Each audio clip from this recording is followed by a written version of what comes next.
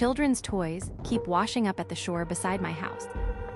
A colorless, apathetic sky accompanied the blackbirds singing as I, drowsily, began waking up to a rhythmic knocking at my door, and I hurriedly brushed my eyes with my fists and, half alive, half dead, said hello. My father's maid in a hushed voice said ominously, "I have something to show you." Be right there. The wind was particularly loud this morning, like it was pleading something. As I opened the front gate, the rusty rattle made me grimace and my teeth shuddered. I live in a sizable house, and I'd say Jane's upkeep is more than enough to keep a shine on even the oldest decorum. But it always bothered her, that gate's never-ending high-pitched yelp. As she led me down the stone steps to the beach, I felt an odd eeriness in the air. The wind slowed down to a halt and went unnaturally quiet. I despise the sand. I know that's a strong opinion for sand.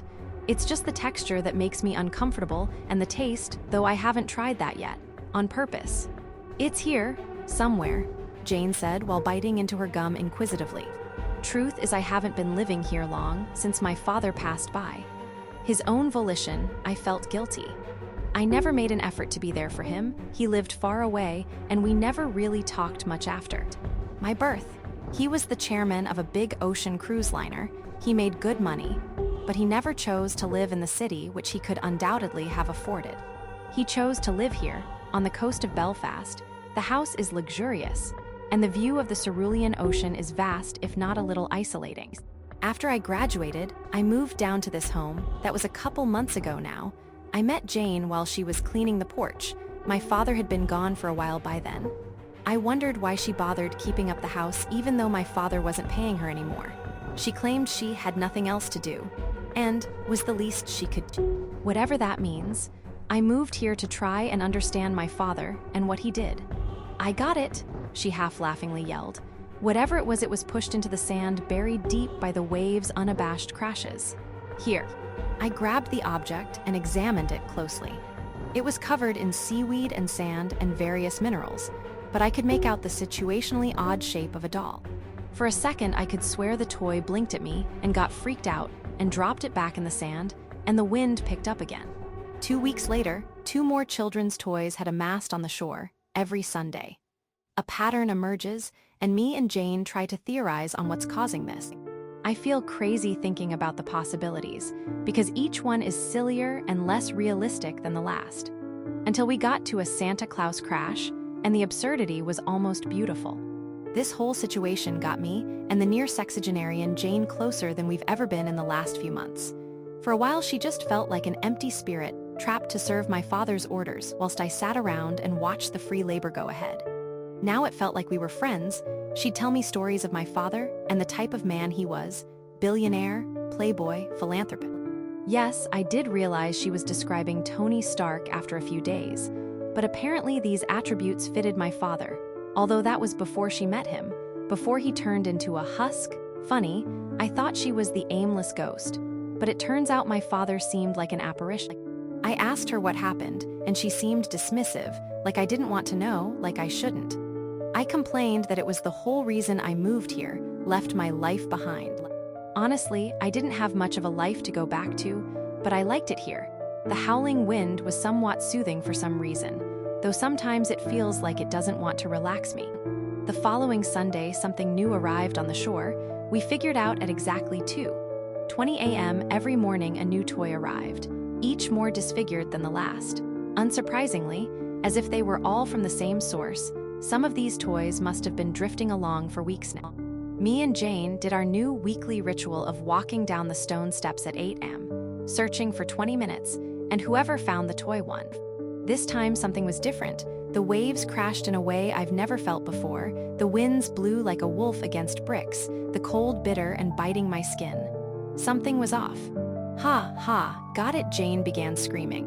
Jane yelled expletives, named every person in the Bible thrice, and fell to the ground in a sweaty panic. My eyes widened. I wanted to help Jane, but I felt the air push against me, drag me to the dug-up toy. Or maybe that was my curiosity, or a mix of both. The smell from the figure was rancid, like opening a bin of multicultured food with rotten fruit that had been festering for days, weeks. I assumed it was ocean smells. The doll this time had been bigger. What was once a Barbie is now football-sized, but shaped oddly. My mouth brought up a filling of saliva as I slowly and carefully picked up the toy. I could hear Jane gagging behind me. I softly wiped off the sand and seaweed. Darkened skin revealed itself, not from melanocytes, but from decomposition.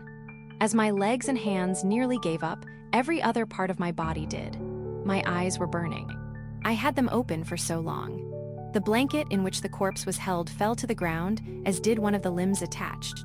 I heard a soft whisper coming from the ocean as my hands held tightly on the child's body. "You see now.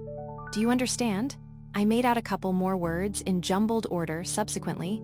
"Caused this monster." I stared blankly at the ocean. I felt vomit reach my mouth. I couldn't let it out. I couldn't open my mouth. I couldn't swallow it either.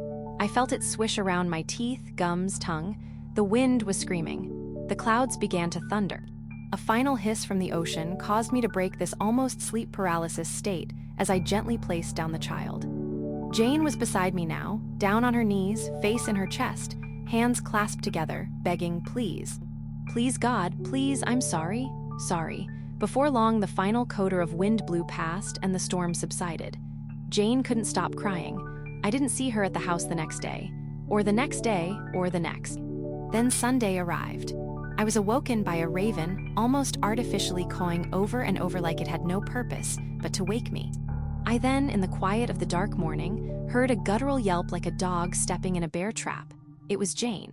I slept in my clothes the night before. I was piling on uncultivated facial hair, and I could feel my eye bags sagging my face. Yet this had been the most alert I think I've ever been. I rushed down the stone steps in shorts and a pajama top. The air bristled with anticipation, the clouds devoid of any color, the sand murkier than a bog. I saw Jane standing out in the ocean, not too far, but far enough to where the waves should be throwing her around. There was a dedicated area of pure thrashing. I thought if I went around it, I would get to Jane with no trouble. "Wait, I'll be right there," I yelled with no response. Jane simply looked out into the ocean lifelessly. "Jane?" I took off my shoes and ran into the water. "Stop," she yelled. "What?" I responded. "Go straight, it's quicker, and I need to get away right now." This sounded off. Like it was an imitation of Jane, she lost her charm and was left with the stripped essentials of her tone. "Oh, okay."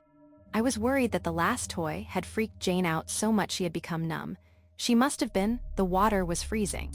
As I dragged my feet against the water, becoming more enveloped under the shore's tide, my vision started becoming shaky, sporadic, and unruly. Suddenly, everything went calm, Jane was gone, and the wind had calmed down. All that was left was the calm ocean breeze and my heavy panting. I froze. I took a deep breath, and before I could move anywhere, something touched my leg.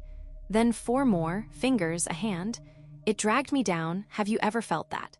Being dragged into the water against your will. I kept going down. The water wasn't this deep. It was barely above my knee, I thought, but I kept going down until the surface of the water was a distant dream. Then I stopped. It was dark with a light of blue shading the sky of the sea. I was completely underwater. I felt my lungs open back up. I could breathe and open my eyes. Then the worst thing could have happened. I started realizing where I was. The deepest I've ever been, the water was completely clear. I didn't even produce any bubbles. I felt my legs gently sway as my body couldn't move. All I could do was stare into the blank abyss ahead of me. Nothing, clear silence. Unnatural silence, like an awkward comment or accident. This wasn't happening. This wasn't meant to be happening. Something approached me. Gigantic, I couldn't make it out. It felt as if I was a child, staring up from the knees of something much bigger than me. A hauntingly loud boat horn echoed throughout the blue void. My ears felt full of water, the sound it makes when fully diving underneath, just that, forever. I couldn't speak, I couldn't do anything. I was trapped. The galactic entity moved closer to me. I was about to cry from fear. Everything hurt. Things I didn't even realize that could be painful were, in excruciating depth. The cartilage of my ear, the inner part of my kneecap, the skin under my fingernails. I floated for so long, stuck here in this cold, dark, wet prison. I asked you, do you understand? I nodded my head yes to the ungendered, omnipotent voice, out of fear of repercussions for any other answer or non-answer. Do you think you've suffered enough? Before I could nod my head again, the voice spoke once more. Because I don't. Every Sunday you will return here, like your father, and visit me, or I'll take something from you. I felt a chill through chills. What does that mean? Like I took Jane, I tried screaming, telling this monster, I have nothing, but I couldn't, yet it reacted like it still heard me. Then I will take you. What? 1,507? What? 1,507 Sundays. I woke up covered. I thrashed my way up out of the sand on the shore. My mouth was filled with the stuff. I even swallowed some. It was pitch black. The wind was howling, this time differently, like it was laughing. I walked up the stone steps to the house and heard sirens. I checked the date and saw that it was next week, next Sunday. I was down there for a week. The clock read 2:25. I went to my room. I felt more alone than I'd ever felt before, and on my bedside locker was a doll. Pristine. On it was a note that read, "Coward,